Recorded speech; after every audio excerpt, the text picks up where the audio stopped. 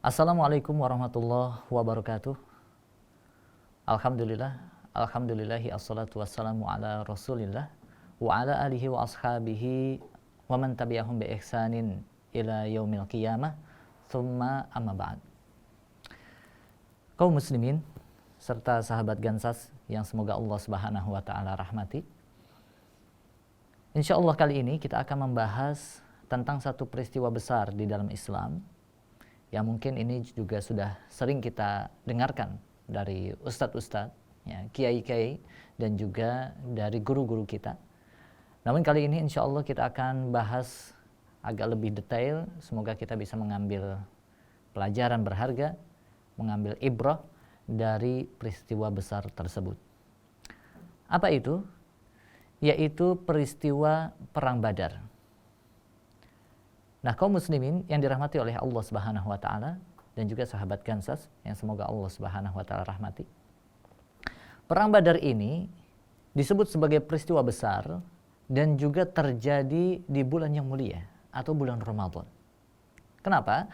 Karena memang ini adalah perhelatan besar yang pertama bagi kaum muslimin antara al-haq dan juga al-batil, antara kebenaran dan juga keburukan, antara Islam dan juga kufur, ya. Sehingga akan ada banyak ibrah, pelajaran berharga yang bisa kita petik, yang semoga ini bisa menjadi penguat iman kita dan juga sebagai bentuk pembelajaran kita terhadap kehidupan sosok mulia, yaitu baginda Nabi Muhammad sallallahu alaihi wa ala alihi wasahbihi wasallam.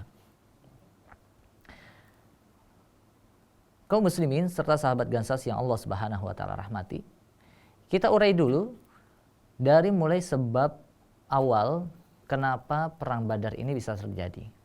Ya, jadi peperangan ini terjadi setelah Nabi sallallahu alaihi wasallam berhijrah ke Madinah.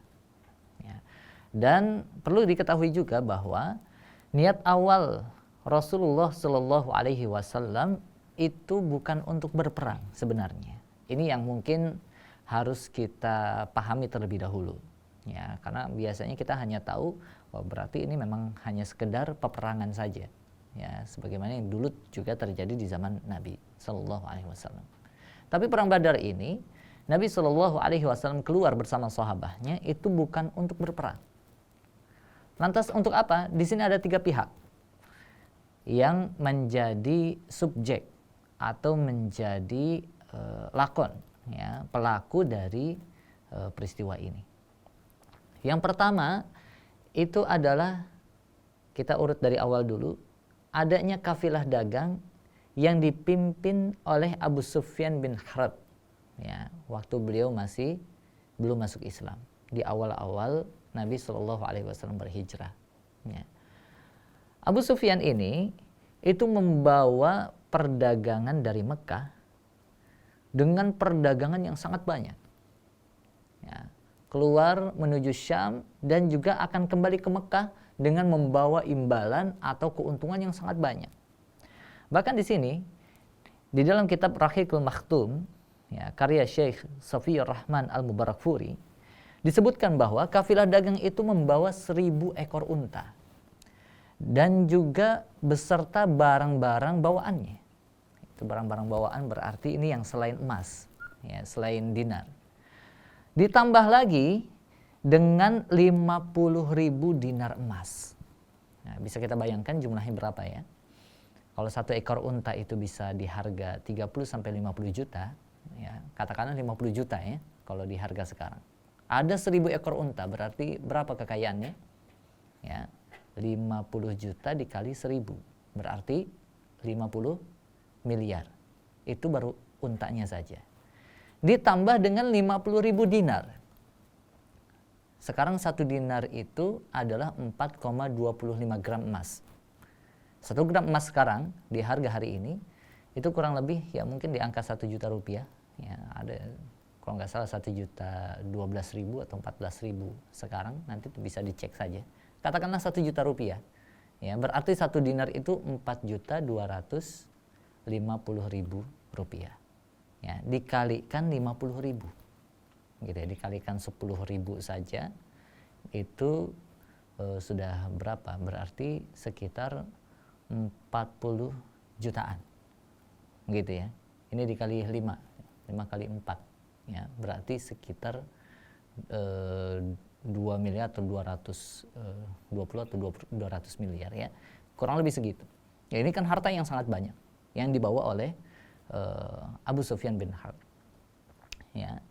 Nah, otomatis dari Syam mau ke Mekah itu harus lewat perjalanan Madinah, ya. Nah, ini Abu Sufyan sudah mewanti-wanti, ini kalau kita lewat Madinah, ya, kita harus hati-hati dengan pihak kedua, yaitu kaum muslimin. Kenapa? Karena kaum muslimin itu sudah disiksa, sudah diazab, ya, sudah dihinakan, bahkan diusir dari kota suci Mekah, hingga mereka diterima dan ditampung di Madinah, di Yathrib, begitu ya. Apalagi ketika diusir, mayoritas para sahabat, ya, itu tidak diberikan akses untuk membawa hartanya. Jadi kalau bahasa kita sekarang, rekeningnya itu di stop, diblokir, ya, tidak boleh dibawa keluar kota, ya. Ditahan hartanya, dirampas hartanya, bahkan diambil hartanya dengan paksa oleh Quraisy, gitu ya. Maka ini sudah mewanti-wanti kita kalau lewat Yathrib itu harus hati-hati, gitu ya. Nah, kafilah dagang dari Abu Sufyan ini tercium oleh para sahabat dan dilaporkan kepada Rasulullah Shallallahu Alaihi Wasallam. Maka Rasulullah Shallallahu Alaihi Wasallam memberikan izin kepada para sahabat waktu itu untuk di sini mengambil harta mereka kembali yang telah dicuri oleh Quraisy, yang telah dirampas oleh Quraisy. Ya, oleh karenanya tadi saya sebutkan di awal, niat pertama Rasulullah Shallallahu Alaihi Wasallam bersama para sahabatnya itu bukan untuk berperang, tapi hanya sekedar mengambil kembali hak harta mereka yang dahulu dirampas oleh Quraisy, gitu ya. Jadi ini bukan pencurian, bukan perampasan, tapi ini pengambilan hak kembali, ya, yang dahulu diambil atau dirampas oleh Quraisy, ya. Oleh karenanya bergeraklah Rasulullah Shallallahu Alaihi Wasallam bersama 313 orang. Di riwayat lain 317 orang. Ya. Yang di riwayat lain ada 314 orang. Artinya kurang lebih sebegitulah, antara 313 sampai 317. Ya. Dan di antaranya adalah 82 atau 83 orang dari kaum Muhajirin. Ya. 61 orang dari suku Aus ini bagian dari Ansor, dan 170 orang dari kalangan suku Khazraj. Ya. Jadi ini kekuatan yang dibawa oleh Rasulullah Sallallahu Alaihi Wasallam. Ini pihak yang kedua. Ya. Kemudian kita bahas satu lagi, pihak yang ketiga. Mendengar ada gerakan dari kaum muslimin, ya, Abu Sufyan bin Harb ini langsung mengutus utusan untuk ke Mekah dan juga mengabarkan bahwa harta kaum musyrikin Quraisy ini akan diambil oleh kaum muslimin, akan dicegat. Ya. Maka singkat cerita berkumpullah pembesar-pembesar Quraisy dan juga Abu Jahal diantaranya.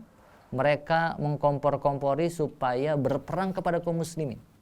Akhirnya bergeraklah dari sini musyrikin Quraisy dipimpin oleh Abu Jahal dan juga pembesar-pembesar Quraisy membawa kurang lebih 1.000 pasukan. Ya, 1.000 pasukan dengan senjata lengkap dan juga dengan peralatan-peralatan perang yang lengkap. Berbeda dengan kaum muslimin, mereka tidak memakai peralatan perang yang lengkap. Ya, pedang hanya dibawa seadanya saja, tidak pakai baju besi, bahkan hanya membawa beberapa hewan tunggangan saja. Nah, ini kondisi awal dari terjadinya perang Badar.